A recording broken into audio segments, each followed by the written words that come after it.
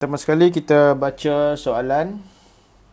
Jadual 1 menunjukkan susunan radas dan pemerhatian bagi dua set eksperimen untuk menentukan keterlautan sebatian M dan sebatian N dalam air dan metil benzena. Jadi ada dua pelarut, iaitu pelarut air dan metil benzena.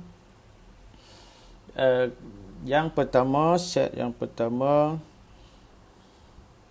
kita lihat sebatian M digunakan, dan dalam set yang kedua kita ada sebatian N. M dan N.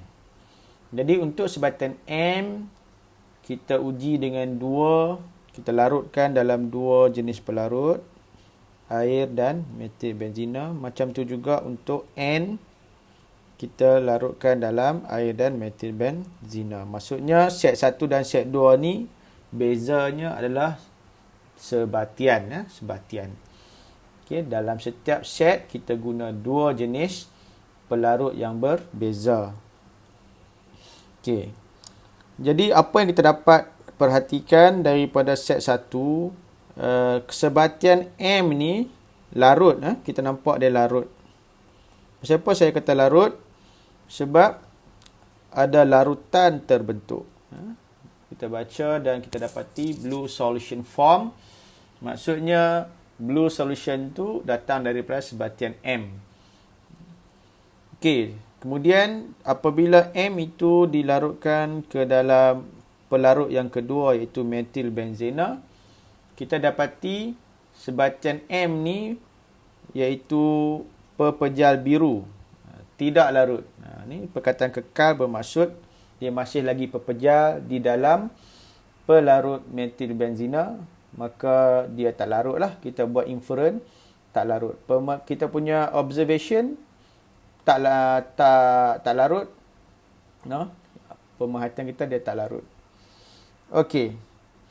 Untuk eksperimen yang kedua, apabila kita gunakan pepejal N, sebatian N, kita dapati sebatian N itu tidak larut pula dalam air. Ini tidak larut. Tidak larut dalam air kerana pepejal N ni yang berwarna putih kekal. Masih ada dalam tu. Jadi itu menunjukkan bahawa pepejal putih tidak larut. Terbaliklah dengan N ni, bila kita masukkan dalam metil benzena, maka kita dapati kali ini dia larut pula. Dia larut. Jadi terbalik, result M dan N ni terbalik. Masing-masing terbalik di antara satu sama lain. Jadi kalau kita belajar dalam bab ikatan, ini soalan ni adalah daripada bab ikatan. So ada dua jenis sebatian. Ada dua jenis ikatan dan dua jenis sebatian. Jadi sebatian M dan N ni apakah jenis ikatan? Jadi apabila larut dalam air, maka jenis ikatan untuk M ini adalah ikatan ion. Sebab ini adalah sifat sebatian ion, kebanyakannya larut dalam air. Dan apabila kita dia larut dalam air dan tak larut dalam pelarut organik lah. Metil benzena ni pelarut organik. Pelarut organik. Jadi apabila kita gunakan untuk N pula, ikatan yang N ni kita panggil ikatan, bila terbalik, ikatan kovalen. Sebab ikatan kovalen tidak larut dalam air, itu sifat ikatan kovalen, tetapi larut dalam pelarut organik. Kemudian kita tengok pula soalan seterusnya, nombor 2. Nyatakan jenis zarah dalam sebatian N. Sebatian N ni dia membentuk ikatan kovalen. Sebatian N ni ikatan dalamnya adalah ikatan kovalen. Jadi ikatan kovalen itu menunjukkan bahawa jenis zarah hanyalah molekul. Zarah ni adalah molekul. Jadi ini adalah asas lah pelajar kena tahu bagaimana kita nak dapatkan fakta-fakta ni dengan membaca daripada chapter sebatian kimia. Okey, kemudian cadangkan nama bagi sebatian M dan sebatian N. Okey, apakah sebatian yang sesuai untuk yang mempunyai ikatan ion? Paling mudah garam lah. Garam yang paling mudah pula kita kata M ni, kita contohnya natrium klorida. Okey. Sebab ikatan ion. Dan N pula, siapakah N yang kita boleh gunakan sebagai jawapan? Dia mestilah daripada kalangan sebatian kovalen. Mestilah daripada kalangan sebatian kovalen. Tak boleh letak garam. Sebab dia adalah ikatan kovalen. Sebab ikatan kovalen, maka N ni kita boleh guna. Nama yang familiar untuk kamu adalah naftalena contohnya. Sebab kamu biasa guna naftalena. Ataupun kamu mungkin nak guna acetamida. Iaitu pepejal pada suhu bilik. Dia mesti pepejal lah. Pepejal. Sebab pada suhu bilik dia pepejal. Sebatian kovalen yang pepejal pada suhu bilik. Naftalena atau acetamida, ini nama yang familiar untuk kamu. Okey. B. Kita jawab soalan B pula. Okey. Untuk jawab soalan B ni, eloklah kita tahu susunan elektron. Untuk P, Q dan R. So, P susunan elektronnya adalah 2, 8, 7. Q adalah 2, 8, 1. Dan R 2.4. Jadi kita nak lukis susunan elektron antara Q dan P. Itu antara Q dan P. Jadi Q dan P ini adalah antara logam dan bukan logam. Ini logam, bukan logam. Jadi logam dan bukan logam ini adalah, logam dan bukan logam ini membentuk sebatian ion lah. Macam mana nak tahu satu zarah itu logam, atom itu logam? Susunan elektronnya 1, 2, 3. Logam, valens elektron 1, 2 atau 3. Kalau bukan logam, susunan elektron dia elektron valens. Valens elektronnya adalah 4, 5, 6, 7 dan 8 lah. Dan of course 8 ni adalah kumpulan 18. Dia tak membentuk sebatian. Okey, jadi kita tahu untuk jadi oktet, Q akan melepaskan elektron. Ini adalah nukleus Q. 2, 8. Okay, satu elektron di petala terakhir. Satu elektron di petala terakhir ni, yang duduk kat last sekali tu dah didermakan. Jadi dia jadi ion positif. Okey, kemudian P 2,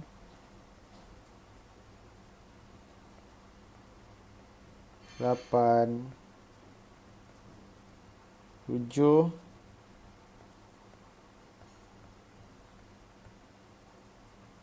287 atom. Tapi sebab dia terima elektron tu jadi oktet, dia akan terima satu elektron daripada Q, maka jadi 288. Alright, so ini adalah susunan elektron sebatian terbentuk antara Q dan P, iaitu sebatian ion lah, sebatian ion. Next. Okey, soalan ni ada sedikit kesilapan. Lukis susunan elektron bagi sebatian terbentuk antara R dan Q. Jadi kalau kamu tengok R dan Q ni, untuk R dan Q ni adalah antara soalan R dan Q. Kita tengok ini bukan logam, ini adalah logam, seolah-olah sebatian ion. Tetapi tiada sebatian ion terbentuk antara karbon, ni sebenarnya karbon lah. Tiada sebatian ion terbentuk antara karbon dan logam. Kita tak pernah buat kan? Kita tak pernah buat. Jadi soalan tu salah. Bukan R dan Q. Tetapi yang kita selalu duk buat tu iaitu antara R dan P. Nah, R dan P. Sebenarnya soalan patut buat antara R dan P. Ini R dan P. R tu karbon. P287 klorin. Kalau pelajar biasa, karbon dan klorin ni CCl4. Okey. Maka kita akan lukiskan, walaupun mungkin pelajar ada buat kesilapan, tetapi kita sebab silap soalan juga, jadi kita akan lukis untuk R dan P. R 2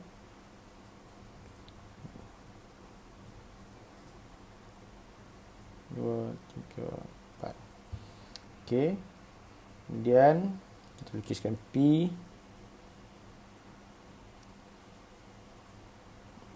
Sorry. Kita buat gunakan elektron yang berbeza. 2, 8, 7. Okey, ini adalah 287.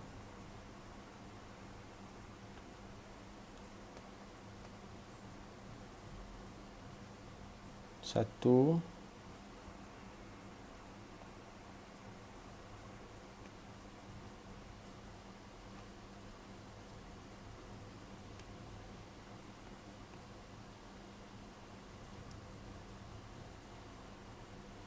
dua,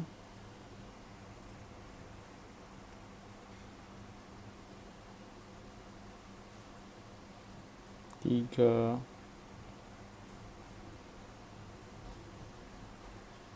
4. Okey, ini adalah CCl4 lah, ataupun PrP4. RP4. So saya rasa pelajar dah biasa lukis dah yang ni, semua dah biasa buat dah. Next, soalan 15.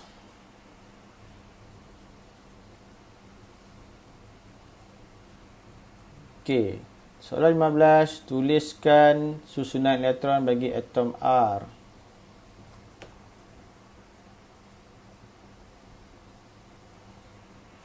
Bagi atom R duduk di kumpulan 17. Skala kedua. So susunan 2 titik tu 7 lah.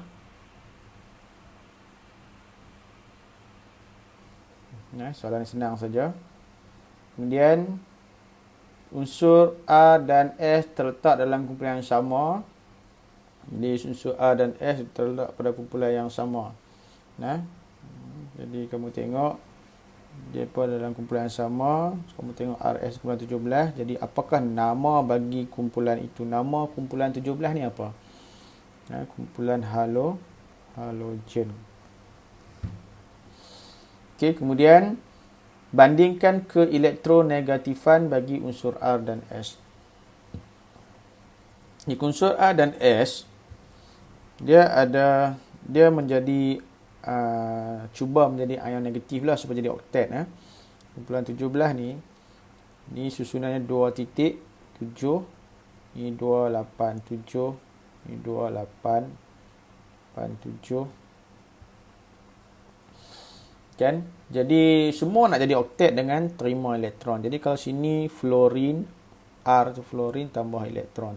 Jadi R negatif. Ni klorin, klorin tambah elektron jadi Cl negatif. Ini bromin tambah elektron jadi Br negatif. Ini semua nak terima elektron. Sebab tu kita katakan kita banyak R tu kita sebut dia kecenderungan dia untuk jadi lebih elektronegatif. Kalau kumpulan 1 pula kita guna bahasa elektropositif sebab depa nak jadi ion positif. Tapi kalau kumpulan 17, kita sebut tentang elektronegatif. Jadi antara R dan S, antara R dan S, mana lebih elektronegatif? Yang atas ke yang bawah yang lebih elektronegatif? Jadi ini adalah berkenaan dengan kecenderungan untuk menerima elektron. Antara R, itu fluorin lah, dengan bromin, yang mana lebih senang untuk terima elektron, untuk jadi ion negatif. Yang mana lebih senang terima elektron. Jadi yang lebih senang terima elektron tu adalah, yang lebih atas kan lebih bawah. Of course yang lebih atas kan, iaitu R lah. R lebih elektronegatif. Yang atas ni lebih elektronegatif. Pasal apa? Jadi senanglah 50-50. Kalau siapa tak tahu pun dia boleh pilih R ataupun S. Kalau tak tahu sebab apa, gagah nak jawab juga. Jangan pilih TQ, dia tanya antara R dan S, kamu jawab R ataupun S. 50-50 chance untuk betul. Siapa jawab R, dapat satu markah. Siapa jawab S, salah lah. Okey, mengapakah R itu lebih elektronegatif? Maksudnya apa? Mengapa R lebih senang jadi ion negatif? Mengapa kecenderungannya untuk jadi ion negatif lebih tinggi?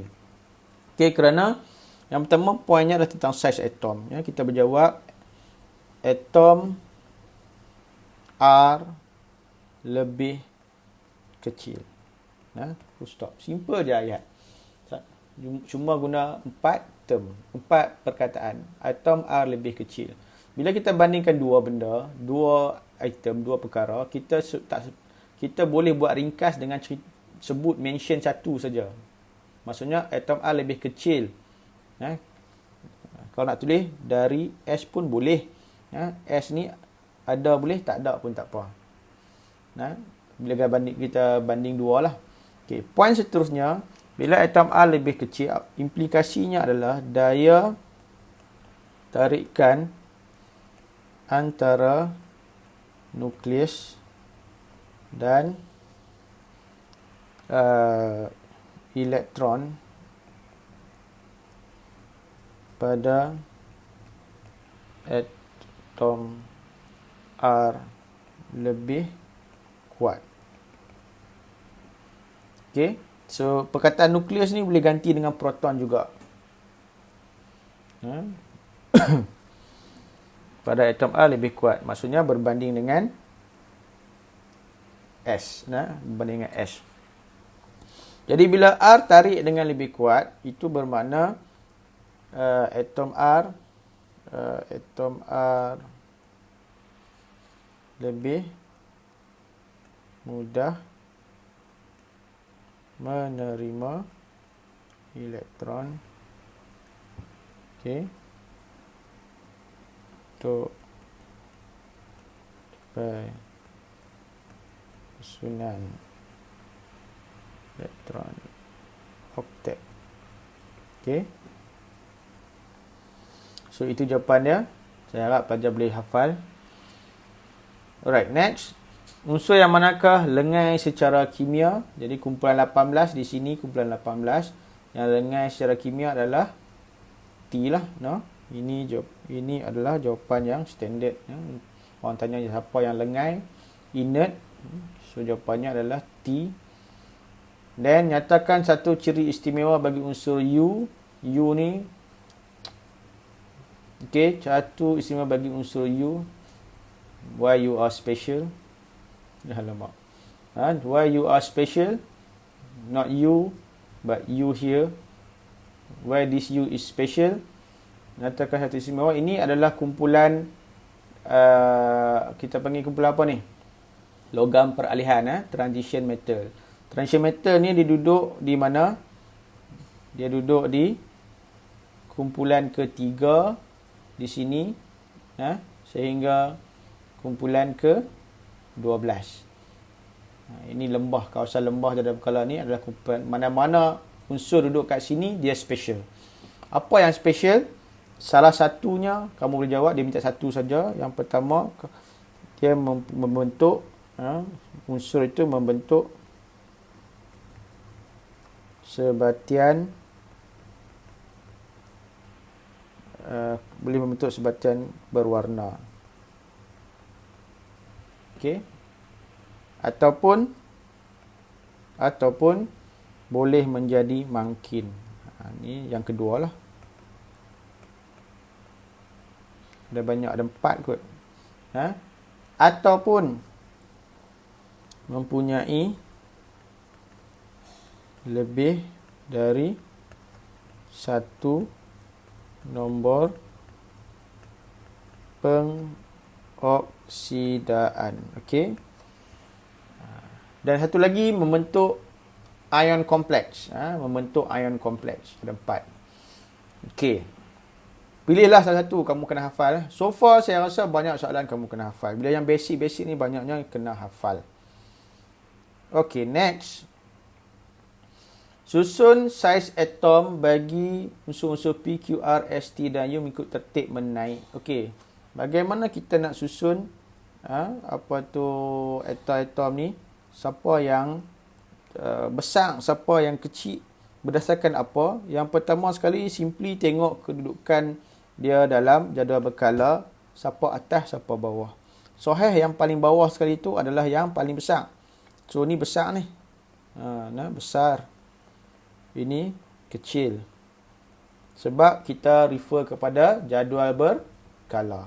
Kita refer kepada jadual berkala, maka kita tengok siapa yang mempunyai lebih besar petalanya, saiz atom lebih besar. Cuma antara atom dalam petala yang sama, dalam kala yang sama, siapa besar, siapa kecil.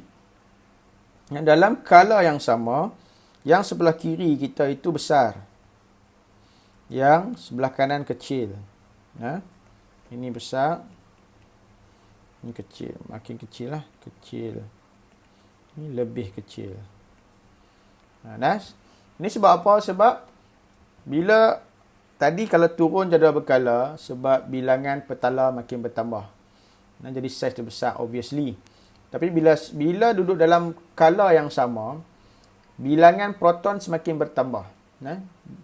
Jadi kita susun unsur dalam jadual berkala ikut pertambahan nombor proton kan. Jadi bila dari kiri ke kanan dalam kala yang sama, maka bilangan proton semakin bertambah, maka daya tarikan antara nukleus dengan elektron semakin kuat. Dari kiri ke kanan lah jadual berkala. Jadi bila bilangan proton semakin tambah, daya tarikan semakin kuat, maka elektron ditarik lebih dekat dengan nukleus. Maka yang duduk hujung kumpulan 18 itu, T ni, dia paling kecil. Sebab dia kena tarik lagi kuat berbanding dengan P. Walaupun bilangan petala tu sama. Okey, jadi macam ni macam ni kita boleh susunlah. Dia minta susun dari unsur daripada dan tertib menaik. Maksudnya kecil ke besar lah, tertib menaik daripada kecil ke besar. Jadi yang paling kecil adalah T. Kemudian baru A dia besar sikit, kemudian Q, kemudian P. Kemudian S, paling besar adalah U. Ini adalah susunan lah, tertib menaik. Okey, next. Soalan 16.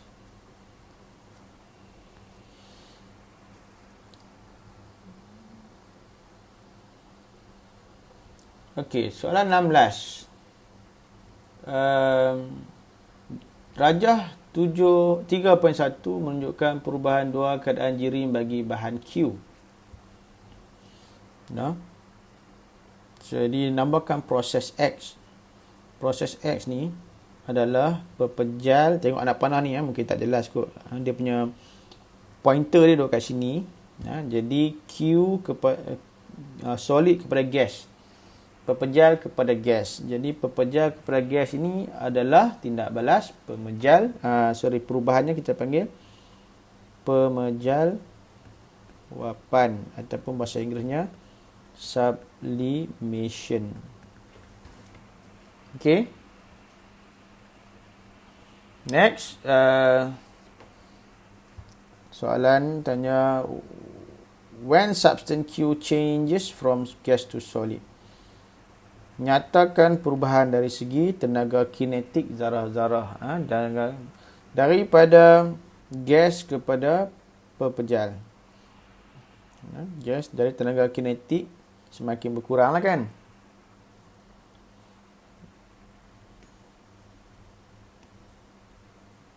Tenaga kinetik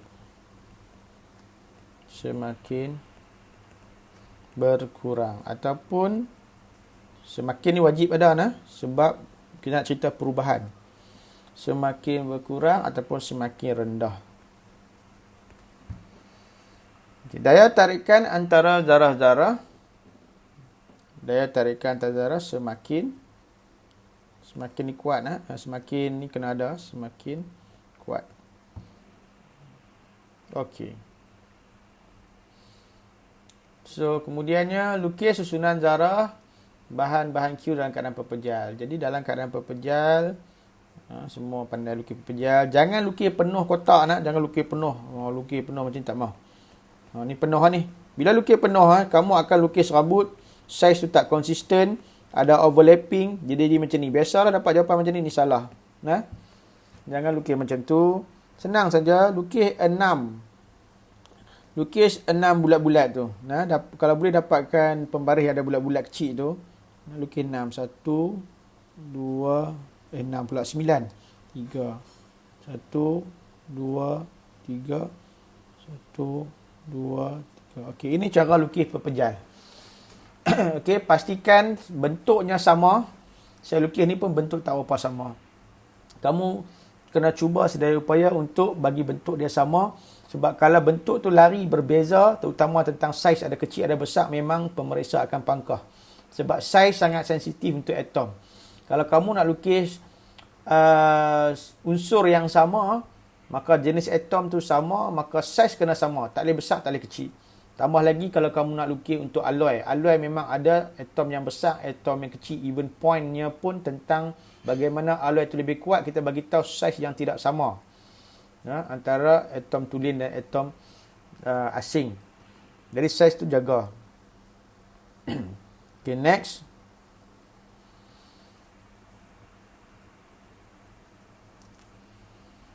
Okay, rajah 3.2 menunjukkan susunan radar bagi 2 eksperimen. Okay, ini pun proses resapan. Kita dah tengok beberapa soalan tentang resapan. Harap kamu boleh buatlah resapan lepas ni. Okay, yang pertama, diagram yang pertama tu dalam air. Mediumnya air. Ini medium air. Medium air. Ni medium pepejal. Medium agar. Agar ni separa pepejal. Zarahnya lebih rapat lah. Okay, so no wonder bila nak memenuhi medium dalam air hanya mengambil masa 1 jam. Sebab air zarahnya lebih jauh antara satu sama lain berbanding dengan agar lah. Agar ni separa pepejal. Okey. Kemudian nyatakan nama proses yang terlibat dalam kedua eksperimen ni, proses resapan.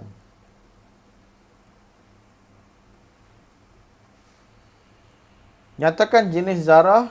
Jenis zarah, ingat jenis zarah ada 3. Kamu tak lari daripada 3 ni. Atom, molekul, ion. Pilihlah 3 ni. Jangan duk jawab pepejal lah, cecair ke, gas ke. Ini ada orang jawab proton, elektron, neutron. Jenis zarah proton. Tak boleh lah. Jenis zarah 3 je. Kamu tak jawab atom, kamu jawab molekul. Tak jawab molekul, jawab ion. Tapi kalau kamu tahu, kamu akan jawab bila sebab ada logam dan bukan logam, maka ini adalah ion. Okey. Ini soalan yang agak tough kita nak jawab. 4 markah. Okey. Berdasarkan rajah 3.2 dan 3.3, terangkan perbezaan dalam pemerhatian dengan menggunakan teori kinetik jirim.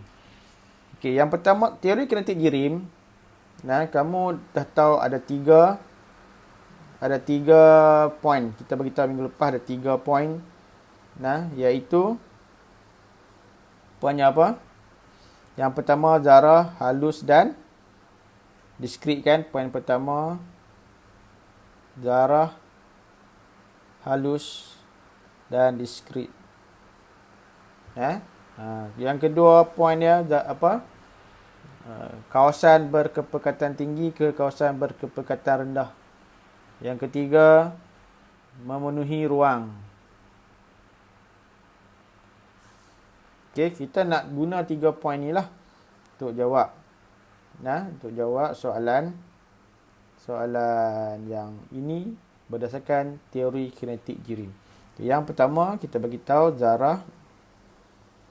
Tepi siap, saya tahu soalan ni akan jadi panjang. Zarah kuprum 2 sulfat adalah halus dan diskrit. Okey. Ini poin 1 lah. Poin 1 tadi. Kemudian nombor 2. Okey. Ini kita kena mention jarak antara zarah. Ini adalah bukan daripada teori kinetik jirim. Ini kita punya inference kita sendiri. Sebab macam mana kita nak justify masa yang diambil untuk warna biru itu memenuhi medium.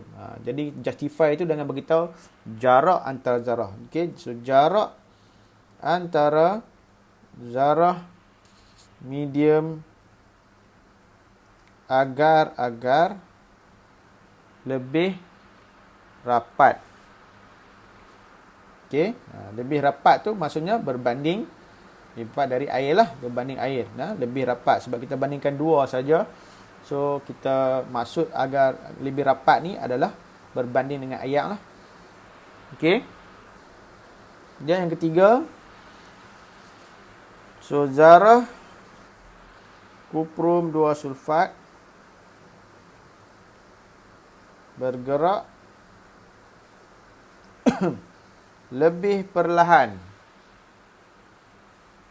Ada perkataan lebih perlahan sebab kita buat perbandingan. Dia suruh bandingkan. Lebih perlahan.